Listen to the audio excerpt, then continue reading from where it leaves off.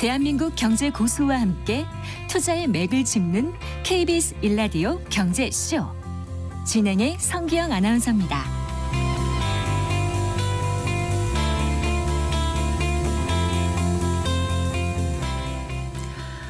윤석열 정부의 3대 개혁 과제 중 하나가 바로 국민연금인데요. 국회 연금개혁특별위원회 산하 공론화위원회가 선택한 더 내고 더 받는 연금개혁안이 발표되면서 지금 의견이 분분합니다. 17년 만에 불붙은 연금개혁 논의가 국회 연금개혁특별위원회로 넘어갔지만 또 의견이 첨예하게 엇갈리고 있어서 한 달도 채 남지 않은 21대 국회에서 통과될지 미지수입니다.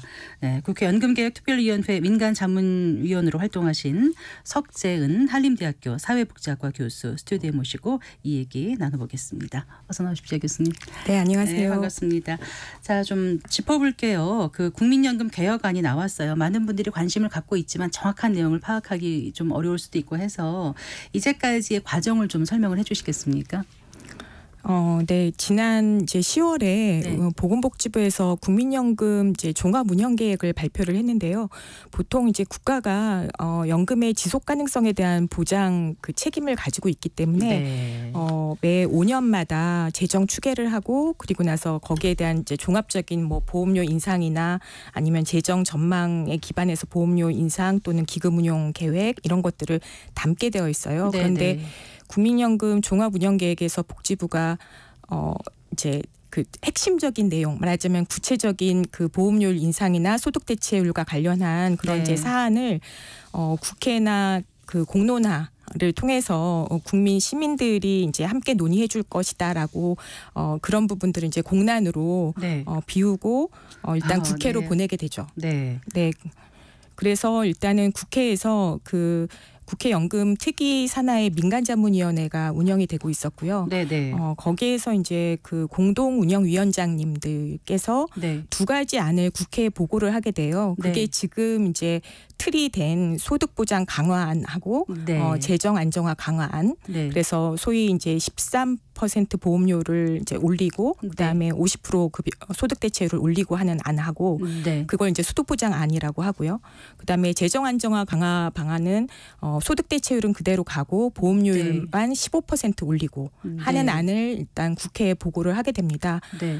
그 이후에 이제 국회에서 이 문제를 그 좀 공론화위원회를 구성을 해서 공론화를 통해서 시민들에게 좀 의견을 수렴하고 그러고 나서 이제 국회가 다시 논의하는 기회를 갖자 이렇게 된 거죠. 네.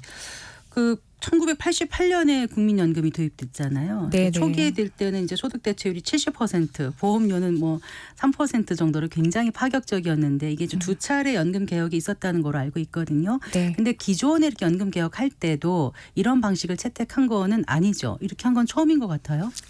네. 그 시민들에게 의견을 묻거나 이런 네. 식의 이제 공론화 구조를 가진 거는 처음이죠. 네. 그러니까 시민들의 이제 삶에 직접적으로 좀 굉장히 이제 영향을 미치는 것이 연금이고 또 시민들이 직접 그 국가의 주인으로서 실제 연금 살림살이를 좀 챙겨보면서 책임감을 가지고 연금에 대한 정책 결정과 관련해서 의견을 좀 낼 수 있는 기회를 주자. 이런 이제 사실은 이 공론화의 구조가 이제 뭐 영국이나 다른 국가들에서 종종 이제 이 사회정책 의제를 다루면서 채택이 돼요. 네.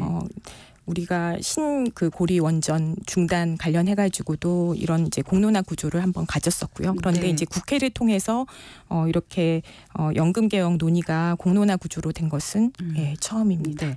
그러니까 국회 연금개혁특별위원회에서 꾸린 공론화위원회가 전체 36명이었습니까? 뭐 노동자, 뭐 사용자, 지역가입자, 연금수급자, 청년 뭐 이렇게 5개 그룹으로 나눴다 그러는데 맞나요? 그러니까 공론화위원회는 네. 지금 이제 그 공론화위원 그 전문가들하고 그다음에 이제 그 전문가들 이렇게 그 이제 연금개혁 전문가와 그다음에 공론화 그 운영 전문가들이 같이 포진되어 있고요. 네. 이제 공론화의 그 진행 과정은 2단계로 진행이 됐어요. 네, 첫 네. 번째 단계가 말씀하셨던 그 이해집단 대표단이 이제 그 5개 그룹이 있는데 네. 뭐 지금 사용자, 노동자, 그다음에 그 청년, 그리고 그 연금 수급자, 그리고 지역 가입자 네. 이렇게 5개 그룹에 36명이 구성이 돼가지고 이분들이 한 역할은 뭐냐면 그걸 네. 이제 의제 수기단이라고 얘기를 하는데 네. 시민 대표단 500명이 논의할 의제를 정하는 네. 거였어요. 그래서 그러니까 그분들이 그러니까 더 내고 더 받는 안과 더 내고 지금 그대로 받는 안을 두 가지를 만들어낸 거군요. 그렇죠. 13, 50 그다음에 12, 40이라고 네. 하는 네. 예, 그 안을 여기 의제 수기단에서 만든 거죠. 그래서 의제 수기단에서 만들어서 시민 대표단 500명이 이제 수기 토론회를 가진 거죠. 네, 그 네. 시민 이제 500명도 네. 원래 이제 10,000명으로 일단은 아. 전화 조사를 해가지고 아. 이제 일단 인구별로 표집을 하고 근데 그때 이제 그 10,000명에게 연금 개혁 의향을 이제 어떤 거를 선호하는지 의향을 묻는 그러니까 입장에 대한 것들을 파악을 해요. 네. 그래서 그 의향에 대해서 말하자면 소득 보장 강화안을 더 선호하느냐 아니면은 재정 안정 강화가 더 중요하다고 생각하느냐 이런 이제 연금 개혁에 대한 입장에 대한 선호를 고려해서 네. 10,000명에게 묻고 그 네. 10,000명이 그 이제 그 입장에 대해서 표명한 거 그대로 500명을 미니 버전으로 네. 예, 추출을 하게 되는 거죠. 네, 그래요. 그래서 지금 더 내고 더 받기가 13, 50. 그러니까 이제 보험료율은 13%로 올리고 소득 대체율은 50%로 올리는 거. 네네. 그게 이제 더 내고 더 받기였고요. 네. 그다음에 보험료율을 12%로 올리고 소득 대체율은 40% 그대로 둔다. 이게 이제 이 안이잖아요. 이 두 안을 조금 더 비교를 해봐 주세요. 네. 일단 이제 더 내고 더 받기에서 이제 그 안은 지금 보험료 9%에서 13% 그러니까 4% 포인트를 보험료를 올리고 네. 소득 대체율은 40%에서 50% 그러니까 10% 포인트 올리는 안인데요. 네. 이게 이제 일단은 이 안은 보험료도 더 내고 뭐 소득 그 대체율도 올린다라고 해서 더 내고 더 받는 아니라고 얘기를 하는데 네. 기본적으로 이제 10% 소득 대체율을 올리려면 네. 사실은 보험료율이 5%가 필요해요. 그러니까 근데 이제 실질적으로 지금 12, 40 안에 비해서 보험료율은 1%만 높은데 네. 소득 대출은 10%가 높잖아요. 네네. 그러니까 사실은 이제 그 이제 13, 50 안이 네. 기본적으로는 지속 가능성 측면에서는 사실은 보험료를 올림에도 불구하고 네. 예, 지속 가능성은 좀 악화시키는 안인 거예요. 그러니까 말하자면 네. 수지가 더 악화시키는 안 그리고 재정 적자 구조가 조금 더 심화되는 안이었고요. 네. 그다음에 이제 12%로 보험료를 올리고 소득 대체율 40%를 유지하는 안은 일단 40% 소득 대체율을 유지하되 보험료를 3% 포인트 올리는 안이니까 네. 어쨌든 재정 지속 가능성은 높아지는 안이죠. 그래서 저희가 이제 그 일단 재정 역량을 한번 그 두 안에 대해서 잠깐 말씀드려도 네, 될까요? 교수님. 네. 좋습니다. 일단 이 두 가지 안이 기본적으로는 그렇게 큰 차이가 안 나 보이는 게 일단 기금 고갈 연도를 그냥 네. 한 6, 7년 정도만 네. 연장시키는 각각 2061년, 2062년으로 그래서 기금 고갈 연도로 보면 1년 차만 나는 거예요. 62년, 63년이 아닌가요? 제가 잘못 봤나 본데요. 네. 2061년, 62년으로 어쨌든 둘 사이에는 1년 차이밖에 예, 안 1년 난다는 차이만 말씀이시죠? 나는 것으로 이렇게 나타났는데 네. 그러니까 별로 그렇게 이제 차이가 나지 않는 거 아니냐 재정 역량에 있어서 네, 그런데 네. 사실 중요했었던 거는 보통 이제 그 보험료 올리는 건 바로 이제 재정 역량이 나타나지만 네. 소득 대체율 올리는 거는 한 3, 40년 지나서 실제 이제 받을 때 그게 이제 재정에 영향을 미치게 되거든요. 네. 그러다 보니까 지금 사실은 그 13, 50% 소득 대체율을 올리는 안은 2062년 적자 그러니까 기금 고갈이 나고 나서 오히려 재정 그 적자 구조가 이제 악화가 돼서 실제로 지금 재정 적자 폭이 그 이제 12, 40의 경우에는 적자 폭이 한 4,600조를 줄이는 효과가 있고요. 네. 그런데 비해서 지금 13, 50 안 같은 경우는 재정 적자를 1,000조가량 더 늘리는 안이 돼서 그 둘 간의 격차가 5,600조. 네네. 차이가 있군요. 네, 네. 그렇게 들으니까 굉장히 차이가 많이 나네요. 네네. 그러니까 지금 현재 그 3년 기준으로 보면 보험료율이 우리가 이제 9%고 소득 네. 대체율은 42.5%인데 이게 이제 매년 0.5% 포인트씩 낮춰서 2028년에 소득 대체율이 40%다. 그래서 크게 9, 40과 비교했을 때 13, 50이냐, 12, 40이냐 이렇게 이제 비교를 하는 거잖아요. 네, 네. 근데 재정 운용상에는 5,600조라는 큰 차이가 있고 지금 현재 거는 이제 국민연금 기금 예상 고갈 시점이 2055년인데 네. 이란 13, 50은 2062년이고 그러니까 7년 연장되고 하나는 8년 연장된다. 네, 이렇게 네. 나오더라고요. 그러니까 네, 네.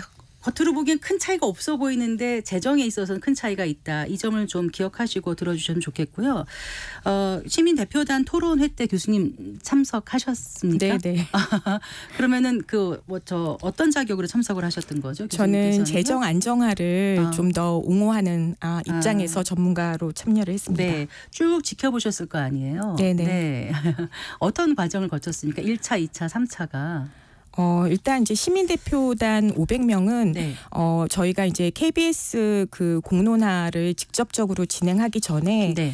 그 자료를 받아가지고 한 달 정도 이제 그 자체 공부를 하는 시간이 있었어요. 네, 그래서 네. 일단 수기 자료집, 기초 자료집, 뭐 심화 자료집, 뭐 Q&A 이런 식으로 굉장히 좀 잘 만들어진 자료집이 일단 갔고 그래서 공부하도록 했고 그 다음에 이제 이러닝 자료도 있고 그래서 네. 자료나 이러닝 이제 그 공부하는 것들을 체크해서 진도를 체크를 하고 네. 실제로 이분들이 얼마나 이제 숙지가 되었는지 나름 그걸 이제 스크리닝하는 테스트도 하고 그렇군요. 뭐 그런 식의 이제 네. 과정들이 거쳐졌고요. 네. 그리고 나서 이제 KBS 생방송으로 정말 역사상 처음으로 이제 주말 그 이틀씩 해가지고 2주에 걸쳐서 4일 동안 네. 이제 재정 안정화 방안을 옹호하는 입장과 그다음에 소득 보장 강화를 옹호하는 입장의 전문가들이 발표하고 토론하고 네, 또 질의응답하는 굉장히 진지하게 진행이 그리고 됐었어요. 또 시민 대표단이 또 분임 토의를 통해 가지고 네. 상당히 또 수기하는 시간을 가졌고요. 네. 그런데 그러면 처음부터 끝까지 그 소득 보장안이 우위였습니까? 설문조사가 그건 아니어서 바뀌었죠. 네. 네. 지금 이제 요번에 그 좀 상세 분석이 나온 걸 보면은 일단은 원래 이제 전체 우리가 표본을 보면은 소득 보장을 강화에 대해서 좀 지지하는 입장이 원래 표본에서 좀 높았어요. 네. 한 뭐 그 49대 그다음에 34 네. 요 정도로 이렇게 14% 포인트 좀 13% 정도 더 높았어요. 그런데 14% 정도 높았어요. 그러니까 이제 그 소득 보장을 선호하는 안이 네. 14.6%가 높았는데 일단은 학습을 하기 전에 1차 조사를 하게 되거든요. 네. 그래서 기준선을 마련을 하는데 더 내고 더 받자라는 안보다 그냥 그대로 받자. 그러니까 12, 40 안에 대한 선호가 12%포인트 높았었어요. 네. 중간에. 네. 예, 처음에는 처음에. 1차 조사 때 이제 재정 안정화 방안이 말하자면은 조금 더 높은 선호를 받게 된 거예요. 네. 근데 이제 2차, 3차를 거치면서 네. 최종적으로는 그 지금 재정 안정화 방안은 43%를 선호하는 것으로 나타났고 네. 소득 보장안은 56%. 그래서 네. 13.4%가 소득 보장 강화를 선호하는 것으로 말하자면 역전이 된 학습과 거죠. 토론을 거치면서 이제 선호도가 역전이 된 거네요. 그렇죠. 네. 그러니까 공론화 과정을 통해서 시민들이 이 소득 보장 강화에 대한 어떤 지지 기반을 좀 얻으신 것 같아요. 네. 자, 사실 이렇게 이제 대표성을 띈 분들이라고는 하나 여전히 지금 이제 안 나온 걸 보고 의견이 분분하거든요. 어떤 얘기가 나왔는지 또 교수님 어떤 생각이신지 좀 궁금합니다. 네. 일단 저는 이 결과가 조금 두 가지 포인트를 저희가 조금 주목해야 된다고 생각을 하는데요. 네.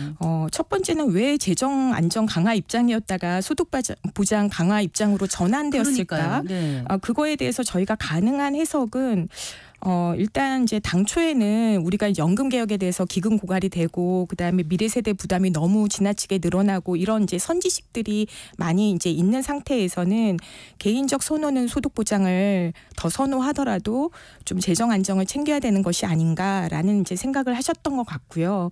그런데 이제 공론화 과정에서 사실은 소득 보장 강화 쪽 전문가들의 네. 그런 이제 맞으면 주장이나 이런 것들이 굉장히 이제 호소력 있게 다가간 건데 거기서의 이제 핵심 주장은 뭐였냐면 네. 이제 노후 빈곤 불안이 얼마나 심하냐. 그러니 연금 더 챙겨야 된다. 그런데 부담은 걱정할 필요가 없다. 우리가 이제 경제를 계속 2.5%씩 성장해 나가면 충분히 감당 가능하다. 네. 그리고 국가가 책임지면 된다. 국고로 해결하면 된다.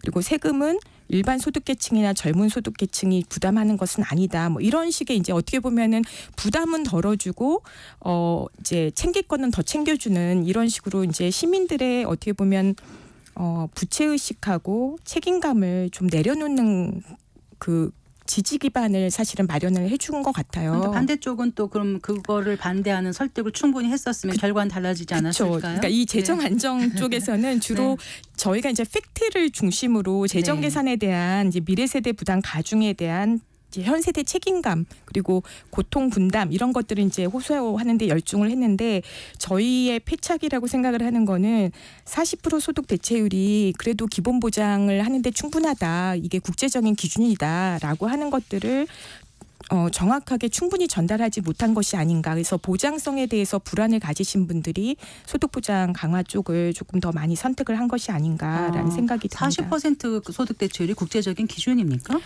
지금 OECD 기준으로 42.3% 정도고 그다음에 OECD 보험료율은 18.2%거든요. 네. 그러니까 우리가 보험료율은 절반이고 소득 대체율은 거의 근접해 있는 그런 상황인 거죠. 그런가요? 네. 그 개혁안을 좀 더 다양하게 만들었어야 하는 거 아니냐 이런 얘기에 대해서는 어떻게 생각하세요? 이미 두 개로 압축된 거에서 결론이 났는데 거꾸로 후퇴하는 얘기라서 이게 지금 의미가 있는지 어떤지는 잘 모르겠습니다만. 네. 일단은 지금 의제수기단 아까 이제 이해집단 그 36명이 모여가지고 하신 작업이 그 의제를 이제 5개 집단 중에서 적어도 3개 집단이 지지를 해야 되고 그다음에 이제 36명 중에서 8명의 최소 인원이 지지를 해야지 안으로 성립을 한다. 이런 이제 룰을 가지고 의제를 만들었어요. 네. 그러는 과정에서 전문가가 제안했었던 40% 15% 보험료를 올리는 안은 채택이 되지를 않았고요. 그러니까 15%요, 갑자기? 원래 이제 그 민간자문위원이 제안을 했었던 거는 15% 보험료를 올리고 그랬어요? 40% 소득 대체율 그건 아예 통과가 되기가 어려웠겠네요. 지금 결과를 봐서는요. 그렇죠. 그래서 이제 12, 40을 지지한 그룹이 주로 이제 경영자나 중소기업 그다음에 지역 가입자 청년들이었고요. 13, 50을 지지했던 이제 집단들은 주로 이제 노동자 그다음에 이제 청년들 이런 이제 그룹들이었거든요. 그러다 보니까 이제 40, 15 안이 지지를 받지를 못했고요. 그다음에 또 세대 형평성 안으로 논의됐던 것 중에 하나가 소위 지금 KDI의 신연금안이라고 부르는 안이 설명이 됐었는데 아예 의제에서 거부되었죠. 네. 신연금안도 좀 그 논의가 될 거라고 생각했었는데 기존에 9% 유지하는 게 구연금이고 그다음에 낸 것보다 더 받는 거고 신연금은 보험료를 15.5%로 인상한 거 아닌가요? 그러니까 이거는 또 그러니까 신연금안은 일단은 구연금하고 신연금을 분리를 해서 구연금에 이제 지금 미적립 부채라고 남아 있는 609억 원은 국고가 일단 책임지라고 하고 그다음에 신연금은 15.5%의 보험료를 확정을 하고 그걸 운용해서 약 40%의 급여를 보장할 수 있겠다라고 하는 거예요. 근데 이제 이거는 확정 객출 방식이기 때문에 급여 40%가 확정되어 있는 건 아니고 운용 결과에 따라 좀 달라질 수 있는 부분이 있고요. 근데 이제 낸 만큼 받는다라는 것에 그 청년들이 낸 만큼 못 받을 거다라는 이제 워낙에 그 우려가 있다 보니까 낸 만큼 받는 안이 15.5%를 낸다라고 함에도 불구하고 그 안에 대한 선호가 좀 있는 것 같아요. 그런데 사실은 15.5%를 지금 현행 연금에 올릴 수 있다면 사실은 적립기금을 고갈되는 거 걱정 안 하고 사실은 현 연금 체제로 쭉 사실은 오히려 지속 가능하게 가져갈 수도 있는 것이거든요. 그래서 이 신연금안에 대한 어떤 이제 국민들의 어떤 소망이나 이런 부분들이 읽혀지는 부분은 있지만 사실은 현행 연금 제도로도 이 정도 조건이면 사실은 지속 가능하게 만들 수 있다 이렇게 말씀드릴 수 있을 것 같아요. 네. 그래요. 이게 참 어려운 문제입니다. 지금 짧은 시간에 다 말씀을 나누기가 좀 어렵긴 합니다만 일단 개혁 논의는 국회로 공이 넘어간 거잖아요. 이 개혁안이 이제 연금 특위에서 통과되더라도 또 법제사법위원회 지나야 되는 거죠. 그리고 또 뭐 본회의에 올라가야 되는데 지금 5월에 이게 가능할까 모르겠습니다. 저는 국회가 21대에서 연금 개혁을 꼭 통과시킬 거라고 기대하고요. 왜냐하면 기대하십니까? 네. 지금 이제 뭐 13, 50안에 대한 선호가 밝혀졌지만 그것의 진의는 국민들이 어쨌든 소득 보장도 더 강화됐으면 좋겠고 동시에 연금 부담도 더 할 필요가 있다라는 것에 대해서 나름 이제 수용성을 보여준 거라고 생각을 해요. 네. 그런데 다만 13, 50안은 지속 가능성의 측면에서 개악의 측면이 있기 때문에 재정 적자를 그렇게 더 심화시키면서 지금 거꾸로 가는 개혁을 할 수는 없잖아요. 네. 그러니까 그런 부분들을 국회의원도 잘 알고 있거든요. 네. 그래서 객관적으로 이미 수치가 다 나와 있기 때문에 그 네. 부분을 감안해서 국회가 좀 합리적인 절충안을 만들게 되면 21대 연금 개혁을 할 수 있지 않을까 기대를 하고 있고요. 국회의원님들도 아마 그 부분에 대한 책임감을 가지고 추진을 할 거라고 생각을 하고 있습니다. 네, 우리가 지금 부가식하고 적립식이 섞인 부분 적립식으로 지금 운영이 되고 있는 거로 알고 있는데 네. 기금 고갈된다 미래세는 하나도 못 받는다 자꾸 이렇게 공포 분위기가 있는데 다른 나라 보면 그 부가식으로만 해서 그 GDP 대비 한 1.2%, 독일 같은 경우 한 달치 정도 기금만 쌓아놓고 운영하고 있고 영국 1.8%, 프랑스 6.7% 이렇게도 운영을 하더라고요. 그러니까 방법은 여러 가지가 있는 것 같은데 이제 선택은 우리 몫이고 그 선택의 결과를 우리 후세 이제 미래 세대들이 책임을 져야 되는 거 아니겠습니까? 떠안아야 되는 거 아니겠습니까? 네네. 그러니까 저희가 사실은 적립기금을 유지하자고 하는 거는 기본적으로 부가 방식으로 전환되면 우리의 인구 구조가 워낙에 세계에 유례 없이 특수해서 그 부가 방식 이후의 보험료율이 너무 높아지는 거예요. 30%, 40%까지 높아지니까 때문에 이제 보험료율을 좀 세대 간에 평탄하게 가져가자. 그래서 이제 최대 15% 정도로 지금 올리면 그렇게 정도 가져갈 수 있다라는 것 때문에 저희가 지금 이제 적립기금 유지가 필수 조건은 다른 나라에서는 아니지만 우리나라에서는 필수 조건에 가깝게 고려될 필요가 있다라고 보는 거죠.